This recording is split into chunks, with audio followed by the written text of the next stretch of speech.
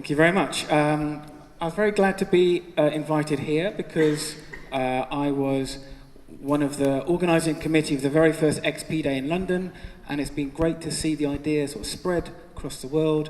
I'd never been to this one before, so I was very happy to be invited. When I was invited, I don't know if it was Marcus or I think he said I might be a good fit because I'm trying to combine the ancient wisdom of test-driven development with more recent approaches and languages. My immediate reaction to that was, well, is TDD really that ancient? And then a bit later, hold on a minute, am I that ancient? But I am interested in, well, I feel a bit ancient, and also I am interested in sort of old computing history, the history of software engineering, old papers, old computers. So I thought it might be an interesting topic. So I sort of, when I was writing it, I dug up a load of old software engineering papers, and the same name kept coming up. A researcher that I'm going to mainly talk about because I think that actually he did some very interesting research back in the 60s and 70s, 80s, throughout his life, but we don't really know very much about him, don't talk about his work very much in the agile community, and I think he has a lot to tell us, a lot to teach us in our day-to-day work. And so I'm going to talk about what his research was and also how I try and apply his work. But let's first talk about how ancient I am. This is what it was like when I started my career. This is an HP MPE 3000 mini computer. Probably none of you have ever even heard of this operating system, which was MPE. And they were about that big. When I first started, the disk drives were about the size of a fridge. I imagine that it was because we were sort of an offshoot of HP and therefore had all the old kit. But this was big stuff, right? I was writing software with a little green screen terminal. We didn't even have anything as advanced as VI. I had a line editor to do all my programming in. And mostly it was in COBOL with some Pascal for low-level stuff. And there was a lot of time basically changing the code that was running the factory, basically, in response to user requests. And because of the limitations of the machine, feedback was very slow. I spent a lot of my time fixing bugs. I spent a lot of my time writing bugs. But actually, I didn't spend a lot of my time writing code at all. And most of my time was spent trying to understand what these programs did so that I could make changes. And like this programmer here, the way I had to do that, because these screens were so small, was to print the programs out on fanfold paper, and you get a wad of paper about this big. Then I'd find the longest corridor in the factory, and I'd lay the fanfold paper out all along the floor, and then with coloured marker pens, I'd walk up and down the printout, drawing the control flow, and then I'd try and stand back and understand where the functional changes that I'd have to make might be. This was not fun. Programs are really hard to understand. People made the tiniest changes they possibly could, which of course just made the logic more and more tangled. My changes as a junior programmer rarely made anything any better. Certainly they just added more and more tangles to the spaghetti. So in order to maintain the quality of the systems, people followed a very bureaucratic process, raising service requests and signing them off. And tracking changes, but the technical quality and the technical processes that we had really didn't help avoid breaking things, and we had to do a lot of manual work to check that everything worked. And this was despite the fact that we really should have known better by the time that I was starting my career in the late 80s. People had been researching software engineering from around the late 60s. So, here we go. So, this is the IBM OS 360 system, and a lot of interesting software engineering research came out of this because it was a huge project for IBM, a whole new computer architecture. a really ambitious operating system. The project spiraled, the costs exploded, and some really famous books came out of it, particularly the Mythical Man Month by Fred Brooks, because Fred Brooks was a project manager on this project. And it was being built at the time in the late 60s, early 70s, and that was a really interesting time for computing, because it was a time when computers were changing from being batch processing systems into being interactive systems. And people were trying to work out, how can we use computers to help people collaborate on the work they do? And also computers were getting so large that people were now trying to work out, how do we help people collaborate on writing software for systems? So a lot of the ideas that we now take for granted came out of the sort of late 60s and early 70s. So, for example, structured programming, avoiding the use of go-to and preferring sort of control flow structures in your programming languages. Modular programming, so breaking up a system into modules that different people can work on independently and bring them back together. Data abstraction, all of these were sort of from the late 60s, early 70s, things that we now take for granted. We don't even think that people had to find the need for this and come up with a solution to the problem. Relational databases were invented around the same time. The Mythical Man Month, which was trying to understand how teams work, was written around the same time, 1975. Conway's Law, the observation that teams building software will build a system structure that reflects the team structure of the organization. That was discovered or noticed at around that time and has again stood up to empirical research. And lesser known, but I think should be better known, is the research by this guy here, Manny Lehman, into basically software evolution. So he was tasked in the late 60s by IBM to study how IBM builds software, particularly from the OS 360, but also other projects, and come up with a recommendation about, what should they do differently, how should their approach to software change, and how is software development going to change in the future. And what Manny Lehman realized was that that software maintenance, which is seen mostly as something you do later and give to less skilled people, was really the whole point of software. We build software so that we can change it, so that we can change the functionality of our systems. And he coined the term software evolution to capture this essential feature of software, that it changes, that it's continually evolving as the need arises, rather than just being something that is maintained like a mechanical thing. So in 1974, he left IBM after the report that he provided internally didn't really make any change. He entered academia. He published his findings as a set of laws of software evolution. That based on his observations, he found that all software seems to evolve in the same way. And then he continued to study software evolution throughout his life, looking for empirical evidence for his laws, some of which he found, and some of which some of his laws were not backed up by by empirical research. So these ideas of software evolution and the needs for it were coined and publicized in the late 60s, early 70s. So by the time I was starting my career in 1989, surely, as a young software engineer, I should have been being taught them, but no.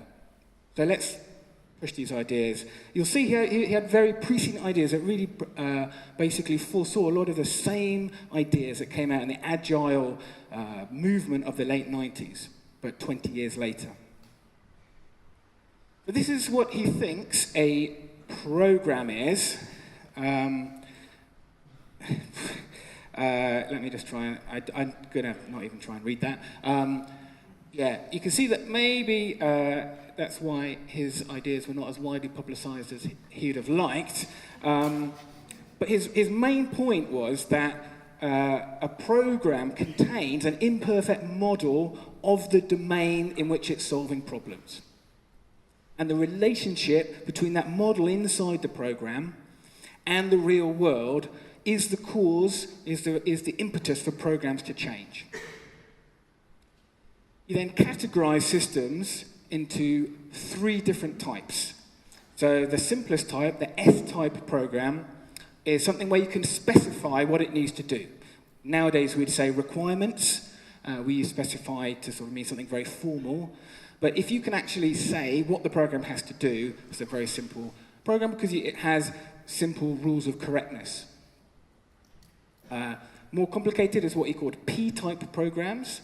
These are programs which solve a problem in the real world, to model the real world, but they cannot do it perfectly. They have to approximate and be optimized.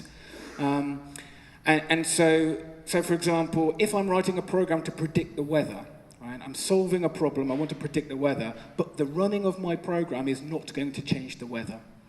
But I might want to change it in order to optimize the predictions it makes. Another example might be something that plays chess. If I write a program that plays chess, I can't hold the entire search tree in memory at once, so I'm writing an optimized program to actually play the rules of chess, but running my program is not going to change the rules of chess. But I might come up with new optimizations that make it better and better.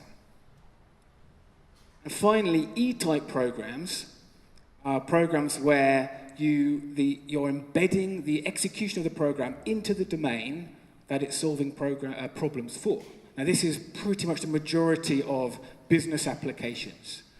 So an E-type program, what his point was, an E-type program is going to change the domain when you deploy it. Users are going to use it to discover new things about their business and have new ideas about what they want the program to do. As soon as you deploy it, the need for it changes, and so the program will have to change. It contains a model of what it expects the users to want to do and what it has to do, and it has to have some kind of model about how it fits into the world, but that model will change as soon as you deploy it. His idea about modeling, again, really you can see how it's reflected again in sort of domain-driven design, where we build a domain model. His idea of categorizing, I think, is very useful, and I use it in my own work in terms of understanding things, which I'll talk about later, about understanding technologies and techniques. So Lehman was less interested in S-type programs. He was more interested in P-type and E-type, because their change of the program is naturally part of the program's raison d'etre. These things are going to have to change. He grouped them together as what he called A-type programs, where A stands for applications.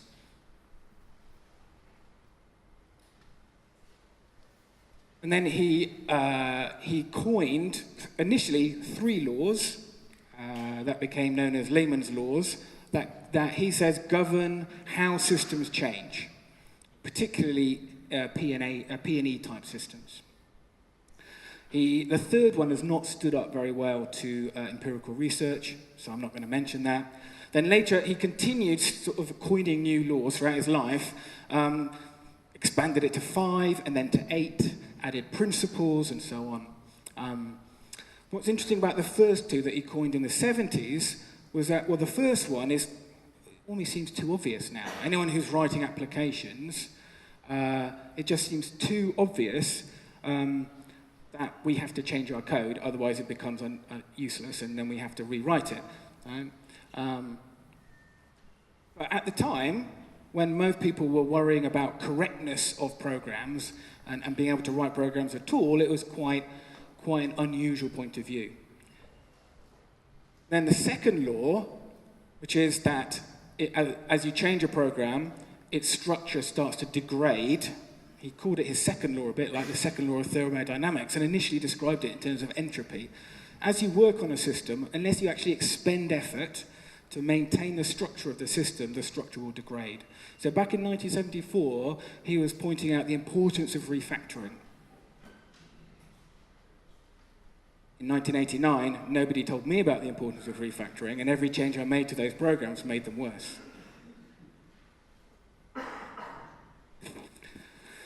And he had a very, I guess, cybernetic view of software development. When people were thinking about how do we specify a program and then when it's finished being written, demonstrate or prove that it meets its specification, he was talking about software development as feedback cycles between multiple agents that are affecting each other's decision-making and operation. So in this respect, it's very, he really did presage the ideas of the agile community that happened maybe 15, 20 years later. When you look at Scrum and XP, they're all described in terms of feedback loops rather than linear flow. Kanban, it maybe emphasizes a linear flow again, but it's still there in order to get things through a pipeline to get feedback as quick as possible.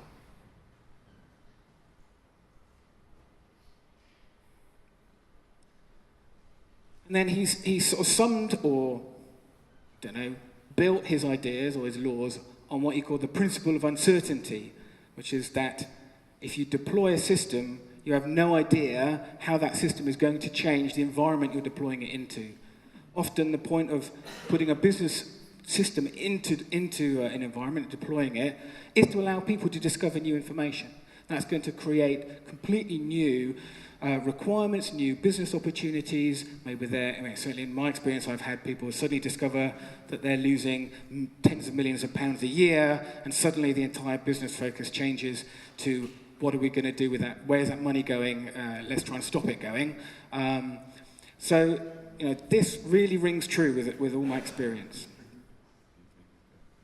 I think a really good example of this is Flickr. I don't know if anyone here knows the history of Flickr, the online photo sharing site, but it was originally an online multiplayer role-playing game, and they added an ability to take screenshots, and they added an ability to chat, and then people were chatting the screenshots to each other to show them doing cool things in the game.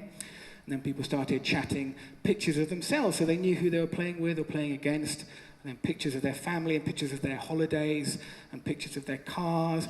And then eventually the people who were running the game realized that more of their traffic was being spent sharing photos than playing the game. And they slowly added more and more photo sharing features, and the game eventually dwindled away, and it became a photo sharing website. Adding features and deploying it to people creates requirements that you couldn't possibly imagine.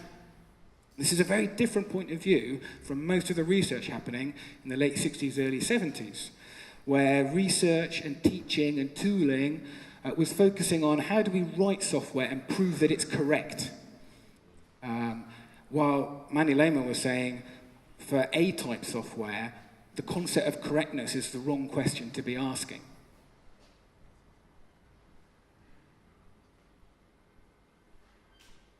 So here's a contemporary. This is a quote by Fred Brooks, and this shows sort of the prevailing view, I think, in the sort of early 70s, which was that Fred Brooks says that the most important thing in system design is to have conceptual integrity. In fact, he goes on and says, if someone asks you for a feature but you can't fit it into your conceptual model, it's better not to have that feature than it is to break, to pollute your beautiful conceptual model. I've worked with teams who followed this point of view in application development, and have actually told users that what the users are asking for is technically infeasible, even though it's an important business requirement, because it didn't fit their database schema that they were writing. And this was at the point where they hadn't even deployed it into a database yet; it was still in Word documents. So certainly for application development, this is possibly the wrong way of thinking about things. Maybe for operating systems or something like that, it's a valid way of thinking about things. Fred Brooks was coming from a team that had built an operating system. Manny Lehman was thinking about people who were building applications to be deployed in front of users, solve business problems.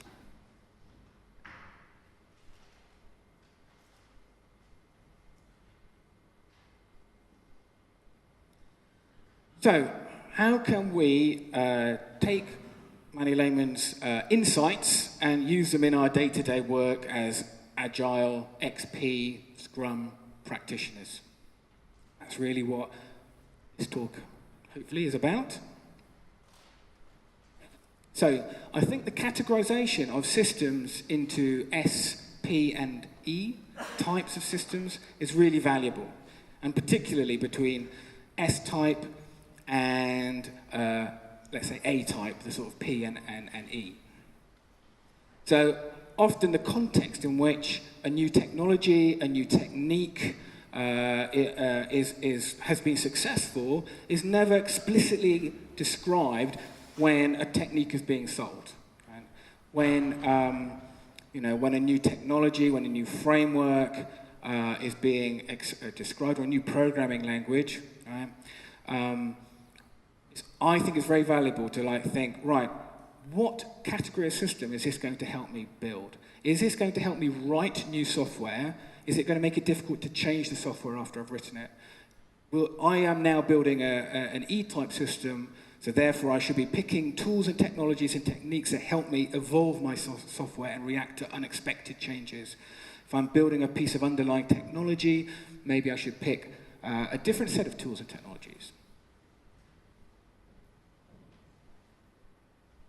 So even back in the late 80s, or early 80s, late 70s, early 80s, Lehman was saying that most research, most new technologies, and most attempts to improve the working practices of programmers focused on S-type problems. Certainly in academia, you see a lot of it. You can say that, for example, the strongly typed functional programming community has spent a lot of time focusing on correctness and type safety, and has not produced great tooling for interactive, evolutionary programming in Haskell, for example. The Smalltalk community focused very much on evolutionary programming of easy and rapid change, but without the sort of proving the qualities of their code. I've started using a programming language called Kotlin after doing a lot of years of Java.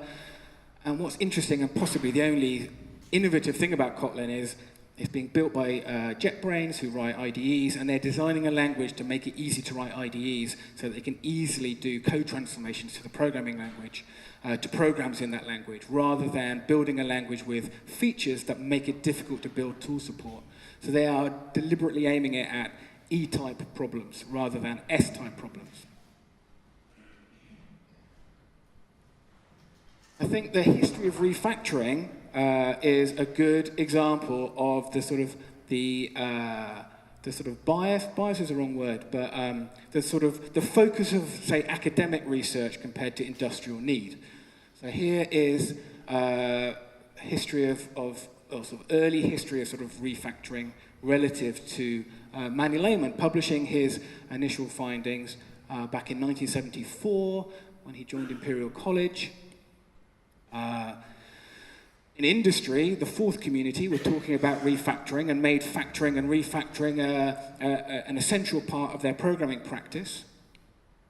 But there was very little sort of academic interest in the needs of industrial programmers writing A-type programs until Johnson, one of the Gang of Four authors, started getting interested in refactoring.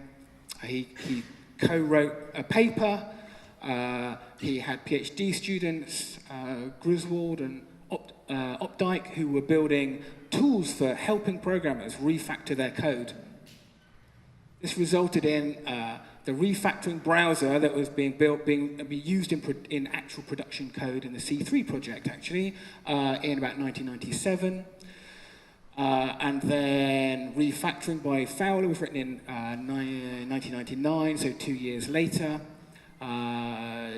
JetBrains produced their first version of their tool in 2000. 1 year later, IntelliJ and Eclipse came out a year after that. So, okay, it took maybe sort of, let's say, 10 years from academia producing some papers to an interesting, well, 7 years up to an interesting tool, and then about 5 years before it actually hit real mainstream programming languages. Apologies to any Smalltalk programmers, but yeah, even back then, Smalltalk was quite a niche language. But it took like about 27 years to go from industrial need being recognized in IBM to tooling being available for mainstream languages. So that's quite a long time. Academia, I think, has difficulty getting publications and career kudos from E-type problems because they're so messily formed. And an S-type problem, a specification, a mathematical proof, easier to publish. So, as industrial programmers, it's up to us, really, to engage more with academics and tell them what they should be researching. And another interesting prediction that Lehman made back in 1980 was that as we build bigger and bigger systems, we will start building systems by constructing them out of S-type programs. So rather than writing everything ourselves, we will take S-type pieces and then we'll compose them together.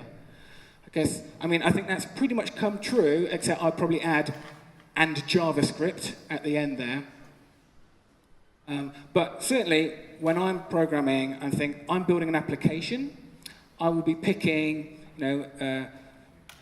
a consistency protocol off the shelf. I'll be picking a distributed hash table system off the shelf. I'll be picking protocol implementations, operating systems, databases, transaction systems, things that can be proven correct. I want to pick off the shelf. If those things don't exist, I'll be looking at papers, implementing them. But the practices I will use to prove an S-type component in my system and build one and prove that it works, I think are likely to be different from what I'm doing when I'm building user-facing features and trying to get rapid feedback. I want to build a solid piece of infrastructure that I can use to then do E-type development for my users.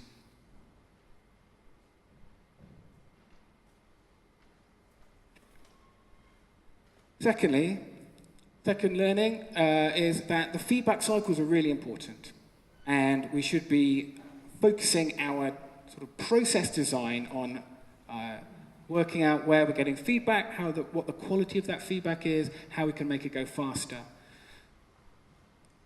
So looking at test-driven development and refactoring again, we can identify lots of different sources of feedback. So this is what it was like when I started. If we were lucky, somebody would automate some tests, but usually it was manual. We would write some tests. The test would test the system. They'd tell us whether the system worked or not. This is what we call external quality feedback. The external quality of a system is how well does that system work for its users or meet the needs or requirements of the system. So by running our tests, we get some external quality feedback. Our tests aren't perfect. They have gaps.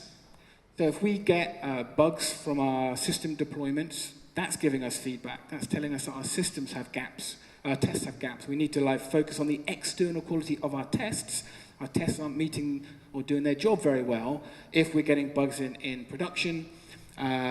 We can also instrument our test runs to try and detect these gaps earlier, like with coverage, with mutation testing.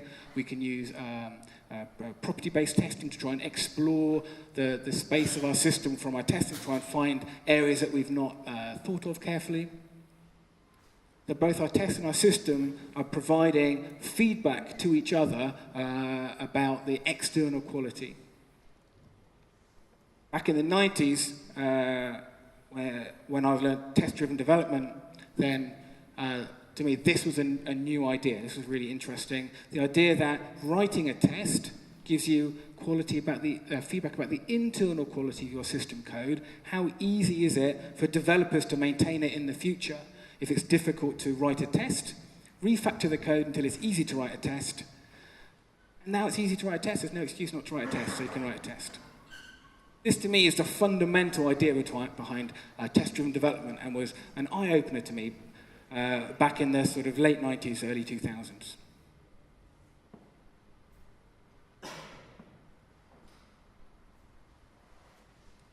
But likewise, we also get feedback on the internal quality of our test code.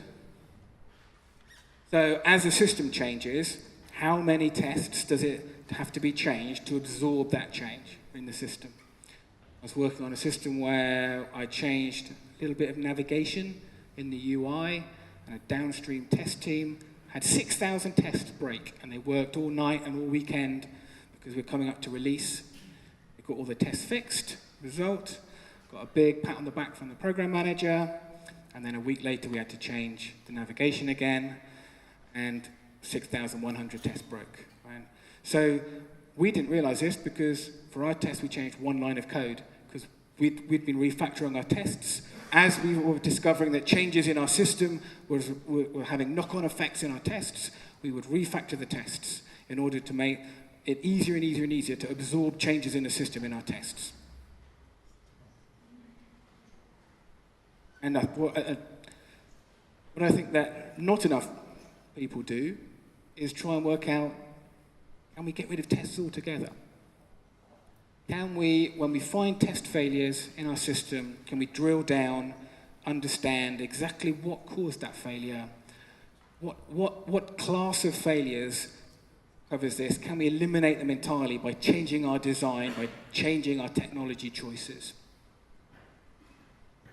So on our team at Springer Nature, this is what we do sort of as our version of the testing pyramid. I don't know really what to call it. Testing pyramid has got a cool name, so I've called it the funnel of feedback. I don't know, the tornado of truth, cornucopia of quality. I don't know. Anyway, if you can think of a cool name, that'll make me a famous consultant. The idea is that we, just like the testing pyramid, we have few, slow, coarse-grained tests. We try and push as much testing up to the unit level as we can. But further, if we can get rid of unit tests by relying on the type system, then we'll do that. If we can move code from a language which doesn't have a good type system into one that can catch more errors with a type system, then we'll try and do that. And ideally, we'll have good design so that errors don't even occur to people. The programmers don't even conceive of doing the wrong thing because the design is helping them just do things the right way. So we often have a lot of discussions about safety in our code. Is this structure in our code liable to cause errors in the future? Can we make it more safe? Can we make it so that it's more intuitive to the developers in the team? And we work together to make sure that we have a common idea of what is intuitive and safety in our code base. And it's worked out very well for us.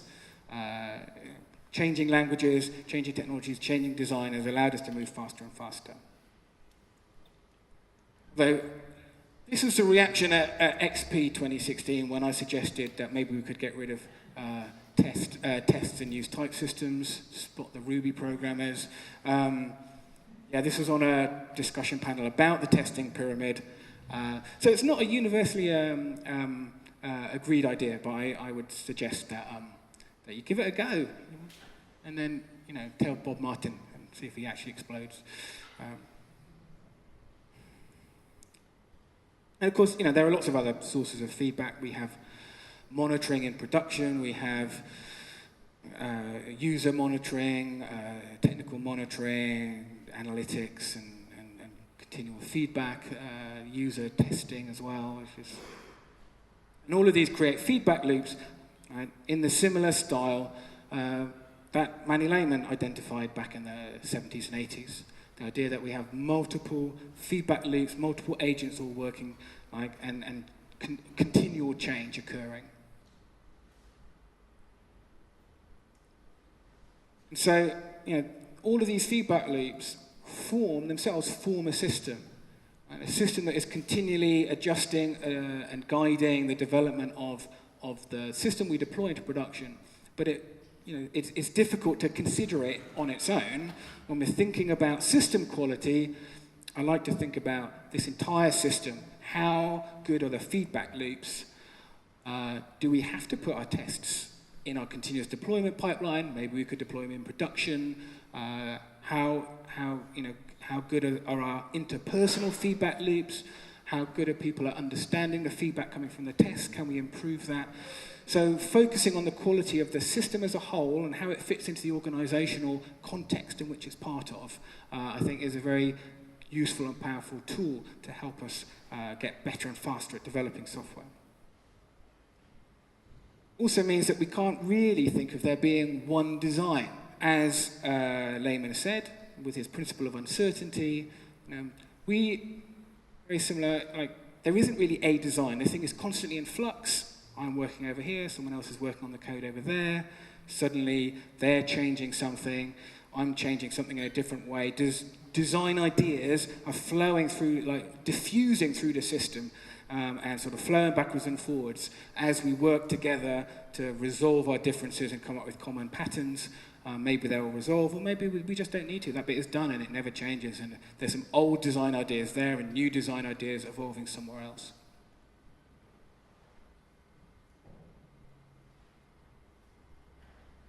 Which makes some people feel very uncomfortable, I found. And so I think the third lesson that I would add is that we should accept this uncertainty, that we don't have a global view of the systems we're building, that they're in constant flux. People really don't like this. This is an example of some Git branching. It goes off to the left. Some people really like to work in an isolated little branch as if nothing is ever changing, then collapse all their commits so that it looks like they were right all along, and then merge it into master. And in fact, even Parnas back in the 80s wrote a very famous paper called "A Rational Design Process: How and Why to Fake It." And in fact, people want it to look as if the things they're building were carefully thought out, carefully reasoned. I think it's a little unfair to younger programmers coming after us that we pretend that we weren't just flailing about in confusion, because we're building techniques to help ourselves deal with uncertainty, and we should be able to teach those to the next generation. So here's a bit of German. So why do we want this certainty? I'm going to say that it's because we have a modernist Weltanschauung, a point of view. We have grown up in a modernist society, and our point of view of design is filtered through the lens of modernism. Modernism is all about like the value of progress, about being able to perfect something, and in particularly it's about valuing technology and about valuing mass production. Here was a classic piece of modernist design, the Eames chair from late 40s, and here you can see it's got all the modernist principles. There is no ornamentation, form follows function, but particularly it's very easy to mass produce. Pieces are built separately and slotted together. And one of the hallmarks of modernism is that design is something that is used to create some an ease of mass production. So you create a design and you hand it over to production. And this, our software industry grew up in the late 20th century at a time where modernism was the predominant way of thinking about things in the West. And our metaphors that we use to talk about software is totally infused with modernist thinking. Whenever you make a distinction between production and testing, right, this is modernist mass production language that you're using to describe something that should be much richer feedback loops.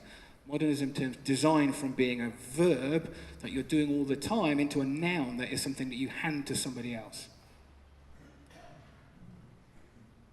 Now, I've made peace with constant mess by looking at other aesthetic traditions, in particular Japanese traditions of Wabi-sabi have been very influential. So the idea of Wabi-sabi is an aesthetic that is that values impermanence and imperfection and the hand of the maker on the artifact that is the final artifact that's being produced. Here is a Wabi-sabi bowl. Wabi-sabi is an aesthetic from about 1500, so this is some true ancient wisdom. So here we can see a bowl. It's elegant, it's very simple. You can see where the maker has actually put his thumbs into it and formed it. It's been broken and has been repaired with gold. This is a style called kintsugi, where Japanese craftsmen repair broken things with lacquer infused with gold or silver or platinum to celebrate the history of the object. I think we could maybe approach our software in a similar kind of way. Maybe we should not be so concerned with making software look as if it's been rationally produced, that it's okay to have a history, layers of software where you can definitely see different people and different ideas in it. So here's one of my favorite empirical software engineering research findings of recent years from Microsoft. They studied Vista, and what they found was that if they looked at the history of the software and all the modules, if there was a burst of changes to a piece of code, that code would be more likely to have bugs in. It didn't really say why, it was just a, look, we found this fact. I suspect it could be because a programmer who doesn't really know what he has to achieve is just trying random things until it seems to work, or somebody who hasn't considered particular technical aspects, concurrency or memory management or something, might be having to make lots and lots of changes because they're making it unreliable and they think they've made it working. But whatever it is, keeping the history of your code there allows you to predict where bugs are more likely to be in the future and will help you track down bugs when they track down the source of a bug, the cause of a bug, if one does happen in production. So the sort of Wabi-sabi sensibility, the idea that you should keep your history in your code or in your code base rather than collapse it away and pretend that you're right all the time, actually gives you useful tools as well through science. So those are the three lessons that I take away from Manny Lehman's work. One of them, consider the system type that you're working in when you're evaluating tools and technologies or picking tools and technologies to work on a particular part of your system. Nurture your feedback cycles. The feedback cycles are the system that you are building, just as much as the software and hardware pieces that you are deploying in various parts of your organization. And accept uncertainty. You've got it anyway, just need to live with it, but actually there is useful information in there as well. Thank you very much. Thanks to Springer Nature for letting me come here and talk.